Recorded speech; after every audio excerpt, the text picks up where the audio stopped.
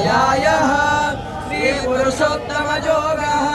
श्रीभगवानुवाच ऊर्ध्वमूलमधःशाखमश्वत्थं प्राहुरव्ययम् छन्दांसि यस्य वर्णानि यस्य वेदसवेदवित् अधश्च ऊर्ध्वं प्रसृता तस्य शाखा गुणाः प्रवृद्धा विषया प्रवाला अधश्च मूलानि अनुसन्ततानि कर्मानुबन्धीनि मनुष्यलोके नरोपमस्मे हतर्भोपलभ्यते गन्तो न जाति न च सम्प्रतिष्ठा अशुभार्थमेनं सविरूढमूलमसङ्गशस्त्रेण दृढेन चित्वा ततः पदं तत्परिमार्गितव्यं यस्मिन् गता न निवर्तन्ति भूयात्।